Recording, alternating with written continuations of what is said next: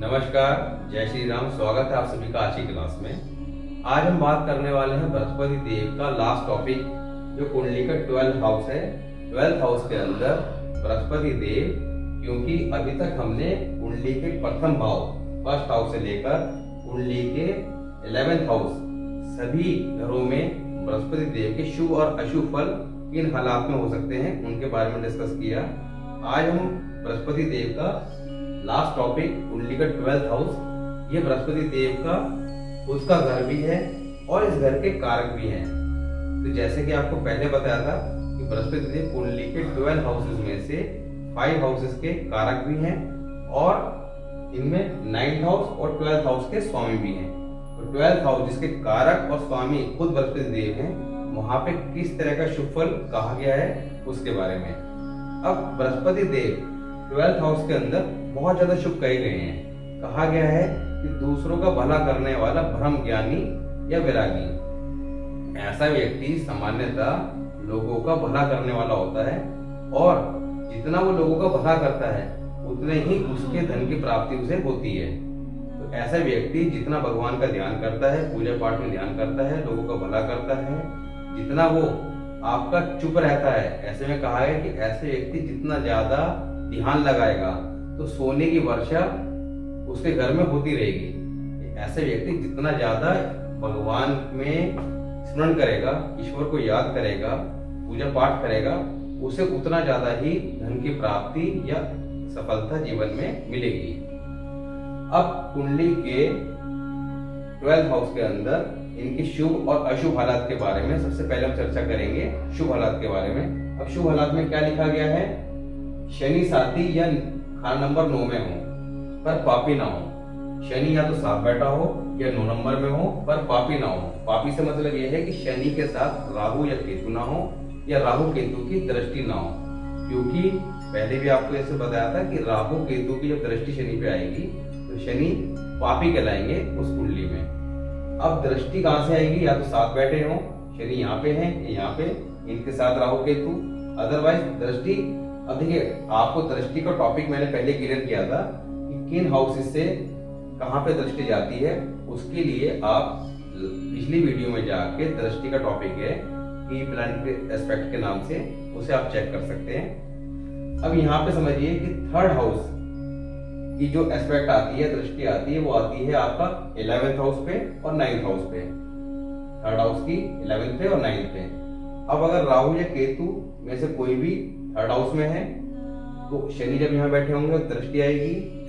Otherwise अगर वो 5th house में है, 5th हाउस देखता है 9th हाउस को, तब भी राहु या केतु अगर 5th हाउस में है या 3rd हाउस में तो उनकी दृष्टि 9th हाउस में बैठे शनि पर जाएगी। तो ये कंडीशन नहीं होनी चाहिए।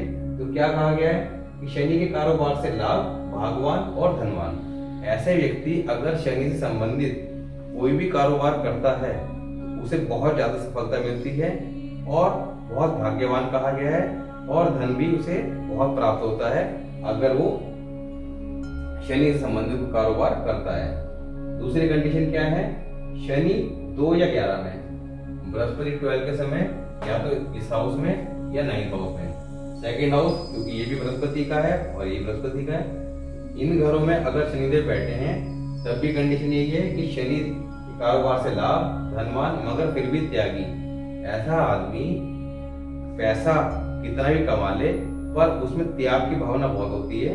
दूसरों को भला करने वाला, दूसरों को दान करने वाला ऐसा व्यक्ति होता है और जो उसके कारोबार को और बढ़ाता है। तीसरी कंडीशन है राहु उच्च।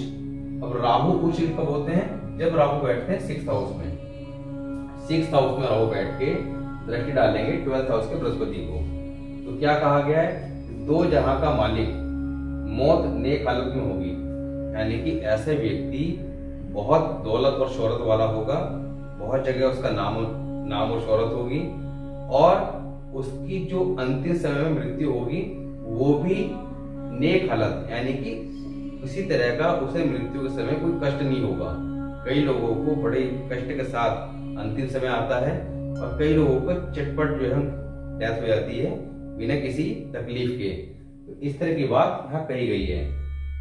अगर राहु मंदा है, 6th हाउस में तो राहु अच्छा था, उच्च का था, अगर कुंडली में राहु किसी भी तरह से खराब है तो ये कंडीशन उल्टी हो जाएगी, यानी कि निर्धन और सोना भी पीतल, यानी कि ऐसे व्यक्ति का सोना भी पीतल का काम देगा, यानी कि बहुत ज्यादा खराब हालत कही गई है अगर कुंडली में बृहस्पति 12 के समय राहु मंदा हो रहा है। दूसरी कंडीशन क्या है? केतु उम्दा।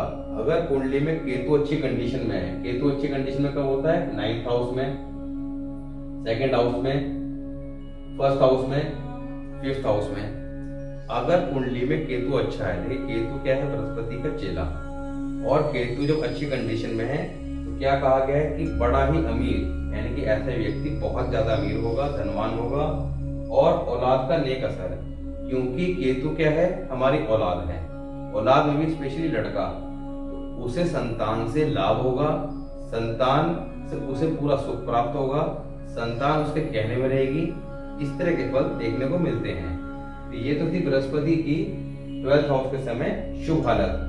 अब चर्चा करेंगे अशुभ हालत के बारे में। अशुभ हालत में क्या लिखा गया है इसे समझते हैं। अशुभ हालत में क्या लिखा है? नंबर 1, बुध मंदा। अब बुध अगर कुंडली में खराब स्थिति में है तो बुध की खराब स्थिति को समझने के लिए आगे जब बुध का टॉपिक आएगा तो आपको इसी तरह सभी रूल अप्लाई करने के बाद एग्जैक्टली पता लगेगा आपकी कुंडली में बुध अच्छा है या खराब है।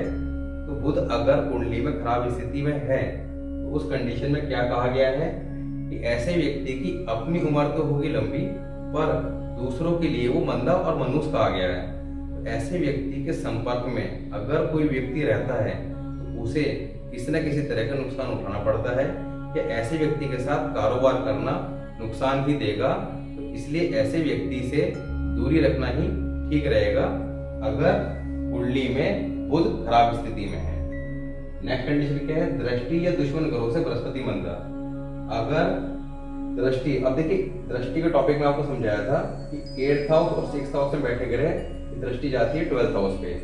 अब 8th हाउस 6th हाउस में अगर बुध, शुक्र, राहु या पापी शनि ये बैठे हैं तो इनकी दृष्टि कहाँ जाएगी? 12th हाउस में बैठे बृहस्पति देव पे। तो दृष्टि या दुश्मन ग्रह या इसके साथ बैठे हुए हों, दुश्मन ग्रह साथ बैठे हुए या दृष्टि डाल रहे हो 6ठे या 8वें घर से, तो ऐसे में क्या कहा गया है कि बदी के काम मौत का बहाना होंगे, लोगों के सामने हाथ फैलाने से खाकंदी होगी। यानी कि ऐसे व्यक्ति, बदी माने गंदे काम जो है वो उसकी मौत का बहाना होंगे, और जब उसका खराब समय चल रहा होगा तो ऐसे व्यक्ति अगर दूसरों से मदद भी मांगे किसी तरह की तो उसे कुछ हासिल नहीं होगा। कोई भी व्यक्ति, समाज के लोग उसकी किसी तरह से कोई हेल्प नहीं करेंगे।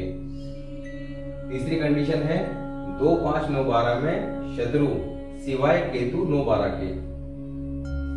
2nd house, 5th house, 9th house, 12th house जो बृहस्पति के अपने कारक भाव हैं, इनमें शत्रु ग्रह बुध, शुक्र, राहु या पापी शनि ये बैठे हों, पर 9, 12 में केतु नहीं होना चाहिए। उस कंडीशन में क्या लिखा है? 42 साल तक मंदी हालत, बुध शुक्र के मंदे असर, यानी कि ऐसे व्यक्ति 42 साल तक की उम्र तक संघर्षपूर्ण जीवन व्यतीत करता है, उसे किसी न किसी तरह की परेशानियां फेस करनी पड़ती है, और बुध शुक्र से संबंधित चीजों पे बुरे असर देखने को मिलते हैं। जैसे बुध किनका कारक है? हमारे बुध है बहन, बेटी, बुआ, और शुक्र पत्नी, लक्ष्मी। तो इन सब चीजों के असर जो है मंदे मिलेंगे, इनसे संबंध ठीक नहीं होंगे, या उन्हें किसी न किसी तरह की परेशानी फेस करनी पड़ेगी अगर किसी व्यक्ति के ये कंडीशन अप्लाई होती है। नेक्स्ट कंडीशन है 2, 8, 9, 10 खाली। 2nd house, 8th house, 10th house और 9th हाउस अगर ये खाली है तो क्या कहा गया कि राजधानी का मालिक होते हुए भी धन का फायदा नहीं ले पाएगा और अंत में फकीर हो जाएगा। ऐसा व्यक्ति सरकार से जुड़ के कि किसी बड़े ओहदे पे होते हुए भी कोई पैसा नहीं कमा पाएगा, और बाद में वो एक फकीर वाले उसके हालात हो जाएंगे। कई बार आपने देखा होगा कि कई लोग, बड़ा नाम होता है इज्जत के ऊपर, बाद में जो उनका अगर आप देखते हैं कुछ साल बाद देखा तो वो लोग बड़ी खराब अवस्था में देखने को मिलते हैं, उनके पास कुछ भी नहीं होता। राहु नीच, अब राहु अगर नीच अवस्था में है, राहु नीच कब होता है? या तो 9th हाउस में और या 12th हाउस में।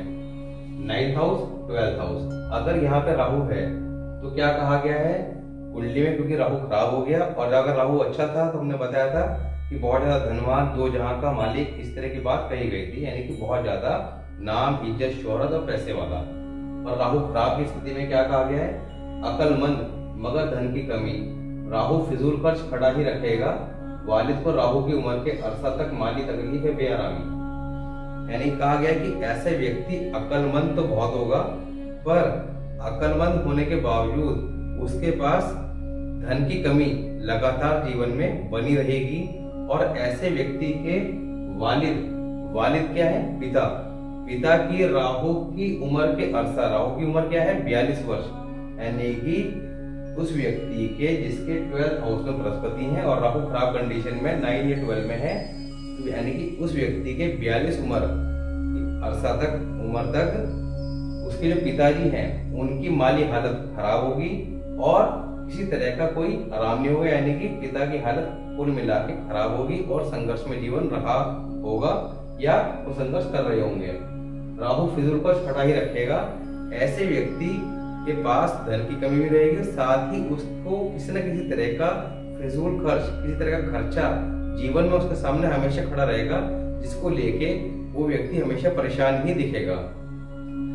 अगली कंडीशन थी बुध मंदा। बुध मंदा के बारे में आपको उससे पहले बताया था, पर एक पॉइंट और है। 34 साल उम्र तक केतु के मंदे असर। केतु क्या है? हमारी औलाद है, यानी कि औलाद संबंधी दिक्कतें। ऐसे व्यक्ति को 34 साल उम्र तक या तो औलाद नहीं होती है, या अगर औलाद हो जाती है तो औलाद को लेके किसी न किसी तरह की परेशानी बनी रहती है। अब देखिए, यहाँ पे हमने शुभ और अशुभ हालात की बात तो कर ली। अब अगर बृहस्पति देव यहाँ पे खराब असर दे रहे हैं तो हमें करना क्या है कि इसमें बताया गया है कि बृहस्पति जब खराब होंगे उसकी कुछ निशानियां होंगी। ऐसे व्यक्ति गले के अंदर माला पहनने का आदी होगा। अब ऐसे व्यक्ति को एक तो गले में माला कैसे? गोल मनके वगैरह की माला, क्योंकि गोल मनके क्या है? बुध है। तो इस तरह की माला गले में बिल्कुल नहीं धारण करनी। दूसरा, उसे अपनी नाक को हमेशा साफ रखना है, बिल्कुल खुश्क रखना है। और इसके लिए एक रेमेडी बताई गई है, सिंपल सी है कि आपने जर्द माने गाढ़ा तिलक लगाना है, हल्दी या केसर का। और साथ में धर्म का पालन करना है, दूसरों की सहायता करनी है। दूसरों के लिए जितना वो नेक सोचेगा, अच्छा सोचेगा, उतना ज्यादा उसे जीवन में सफलता मिलेगी और धन की प्राप्ति होगी। तभी यहाँ बैठे बृहस्पति के शुभ फल प्राप्त कर सकेगा। और ऐसा व्यक्ति अगर दूसरों के लिए कुछ बुरा सोचता है या किसी के साथ धोखा करता है, तो ऐसे बृहस्पति जो शुभ फल दे भी रहे होंगे या देने वाले होंगे, तो उनके फल निश्चित तौर पर खराब हो जाएंगे और उसे नुकसान ही उठाना पड़ेगा अगर वो दूसरों के लिए किसी भी तरह की गलत भावना मन में रखता है। तो यहाँ बैठे बृहस्पति के लिए व्यक्ति को एक तो तिलक लगाना चाहिए, दूसरा नाक साफ रखनी चाहिए, तीसरा गले में किसी तरह की माला बिल्कुल नहीं पहननी, और दूसरों के लिए हमेशा अच्छा सोचना है, ध्यान लगाना है, मेडिटेशन करना है, कम बोलने की हिदायत दी गई है। ऐसे व्यक्ति सामान्यतः ज्यादा बोलता है, ये ज्यादा बोलने की आदत उसको, बृहस्पति को खराब करती है। तो ऐसे व्यक्ति के लिए कहा गया है कि ऐसे व्यक्ति कम बोले, भगवान में ध्यान लगाए। जितना वो ध्यान लगाएगा ईश्वर की कृपा उतनी ही उस पर बढ़ती जाएगी। तो ऐसे व्यक्ति को ये इन हिदायतों का पालन करता है और ये कुछ सिंपल सी रेमेडी करता है, तो यहाँ बैठे जो बृहस्पति बहुत शुभ फल देते हैं उसके पूरे फल प्राप्त कर सकता है। तो यहाँ हमने बात करी, बृहस्पति देव का टॉपिक खत्म हो गया। 12 के 12 हाउसेस में हमने चर्चा करी। अब इसके बाद नेक्स्ट टॉपिक आएगा सूर्य देव का। सूर्य देव जो ग्रहों के राजा हैं, कुंडली के अंदर देखिए, कुंडली के अंदर 9 प्लैनेट है। 9 प्लैनेट के अंदर राजा कौन है? सूर्य। पर बृहस्पति की इंपॉर्टेंस क्यों थी? क्योंकि बृहस्पति है गुरुदेव। तो राजा भी जो है कोई भी काम गुरुदेव से सलाह लेने के बाद ही या उनकी आज्ञा के बाद ही करता है, इसलिए बृहस्पति देव की अपनी अलग इंपॉर्टेंस है। अब सभी ग्रहों के राजा सूर्य देव कुंडली के 12 हाउसेज में किस तरह का फल देंगे, उन्हें हम अलग अलग हाउसेज में डिस्कस करेंगे। तो मिलते हैं नेक्स्ट क्लास में, तब तक के लिए नमस्कार।